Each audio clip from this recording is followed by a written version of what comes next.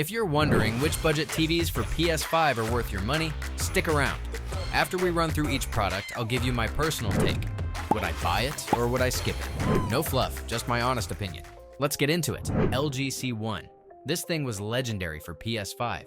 Gaming with its perfect OLED blacks, making games pop in dark rooms, plus 4 HDMI 2.1 ports for that buttery 120Hz goodness. Just don't leave your game paused forever unless you want screen burn-in reminding you of your failures. And yeah, it's an older model now, so peak brightness isn't top tier compared to newer stuff. Would I buy it? Maybe if I found one super cheap and promised to treat it nicer than my Tamagotchi back in the day. LG C2. Stepping up, the C2 is basically the C1's slightly brighter sibling, still rocking those essential gaming features like variable refresh rate and auto-low latency mode across all 4 HDMI 2.1 ports, which is awesome for juggling consoles. Honestly though, it felt really similar to the C1, maybe a tad brighter, but they ditched black frame insertion at 120Hz, which might annoy some hardcore motion clarity folks, and mine wobbled a bit on its stand. Would I buy it? Yes, it's a cracking gaming TV and often cheaper than the C3, offering almost all the same perks. LG C3. Alright, the C3 is like the C2 went to finishing school. Still gorgeous for PS5 with 4K 120Hz Dolby Vision and super low input lag, making games feel incredibly responsive. But let's be real, it's mostly the same TV as the C2 with some minor processing tweaks and a cleaner menu. You're not getting a massive leap in picture quality for your cash. Would I buy it? No, unless the price difference with the C2 is basically negligible. Just save the money and get the C2, which is nearly identical for gaming. Heisens U7N. This Heisens U7N is a solid budget contender, bringing features like HDMI 2.1 for up to 144Hz gaming, variable refresh rate support, and impressive brightness for the price, making it decent for well-lit rooms. However, the viewing angles are pretty narrow, so don't host a gaming party unless everyone's crammed directly in front, and motion can look a bit blurry, especially at 60Hz, which isn't ideal for all games. Would I buy it? Yes, if budget is the absolute king and I mainly game alone, it gets the core PS5 features without emptying my bank account. Heisens U8N. Okay, the U8N is where Hisense really starts flexing, offering ridiculously bright pictures and fantastic contrast that almost rivals OLEDs in dark rooms, making HDR games look stunning.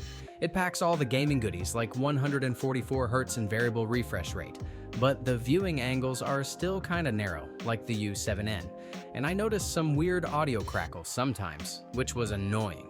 Would I buy it? Yes, this TV punches way above its price tag for gaming picture quality, giving those expensive brands a serious run for their money, especially if you game in bright rooms. Samsung Q80D. This TV boasts 4 HDMI 2.1 ports ready for your PS5's 4K 120Hz goodness and variable refresh rate. Plus, the input lag is stupidly low for responsive gaming. However, the response time is kinda meh, meaning fast-moving games might look a bit blurry, and tell your friends to bring their own chairs directly in front because the viewing angle isn't great. Would I buy it? Maybe it's a solid performer, especially in bright rooms, but similarly, priced TVs like the Heisens U7N or TCL QM7 might offer better bang for your buck. LGB4. You get that sweet OLED contrast with perfect blacks and vibrant colors, plus 4 HDMI 2.1 ports giving you 4K 120Hz and variable refresh rate support, which is awesome for PS5. Just don't put it in a super bright room, as it doesn't get blindingly bright, and reflections can be a pain. Would I buy it? Yes, it's a fantastic entry point to OLED gaming on a PS5, delivering most of the high-end features without the C4's price tag for stuff the console can't even use. Hisense U6N. For a budget TV, the contrast is surprisingly killer, making games look pretty damn good in dark rooms, and it even supports variable refresh rate at 4K 60Hz. But while it can do 120Hz at lower resolutions like 1080p, variable refresh rate takes a vacation when you enable it, which kinda sucks for smooth high frame rate gaming. Would I buy it? Maybe the picture quality seriously impresses for the price, but that limitation on 120Hz variable refresh rate is a definite buzzkill for competitive PS5 players. TCL Q6. This budget hero lets you hit 120Hz gaming at 1080p or 1440p using its Game Accelerator 120 feature, complete with variable refresh rate for smooth action, which is pretty wild at this price. Be warned though, it's only a native 60Hz panel doing some clever tricks, and the overall picture quality isn't going to blow your socks off with mediocre contrast and brightness. Would I buy it? Yes, if you're scraping the bottom of the barrel budget-wise, but absolutely crave that 120Hz feel on your PS5, it's a surprisingly decent option despite its compromises. Amazon Fire TV Omni QLED. This thing is dirt cheap and still packs variable refresh rate and auto low latency mode. Plus, the input lag is impressively low, making games feel snappy. Don't expect miracles though, it's stuck at 60Hz, so no 4K 120Hz gaming. And while it uses QLED tech, the black levels are just okay with some noticeable blooming. Would I buy it? Yes, if your budget is extremely tight and 60Hz gaming on PS5 is perfectly fine for you. Its low input lag and variable refresh rate support offer incredible value. TCL 65 C845. Case, man, this thing gets bright. Like, seriously bright, making games pop even in a sunny room. And the 120Hz variable refresh rate support makes PS5 gameplay buttery smooth. Sometimes the backlight can be a little noticeable in dark scenes, and you might need to fiddle with the color settings out of the box to stop things looking a bit too extra. Would I buy it? Yes, if you want blindingly bright, smooth 120Hz gaming and don't mind tweaking settings, this thing slaps for the price. Heisens A7N. It boasts some fancy wide color gamut tech for vibrant colors and Dolby Vision. Plus, it has Game Mode Plus with variable refresh rate and auto low latency mode for your PS5. But hold up. Game Mode Plus is only 4K 60Hz, so you won't be hitting those sweet 120 frames per second modes some PS5 games offer.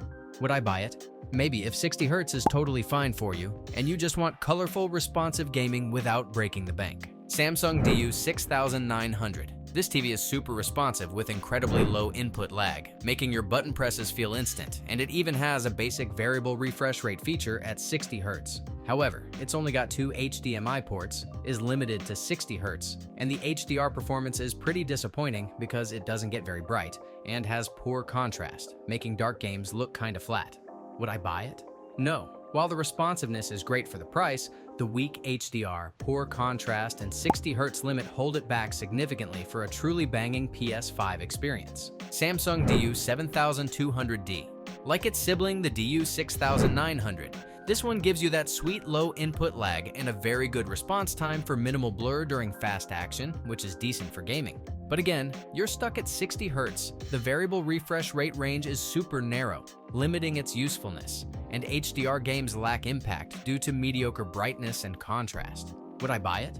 No. It's another case of good responsiveness hampered by 60Hz limits and underwhelming picture quality, especially in HDR. Heisens A6. This budget warrior offers surprisingly low input lag, which is great for responsive gaming on your PS5, and it generally supports variable refresh rate tech. Be warned though, the response time can be a bit slow, causing noticeable motion blur. It's limited to 60Hz, and HDR adds almost nothing because it's not bright and lacks deep blacks. Would I buy it? Maybe if your budget is tighter than skinny jeans after Thanksgiving and you absolutely need low input lag, but don't expect visual fireworks or smooth motion. Thanks for watching. I hope this video helped you pick the budget TVs for PS5 for you. If you have any questions, drop a comment below. Links to all of these products mentioned in this video will be in the description.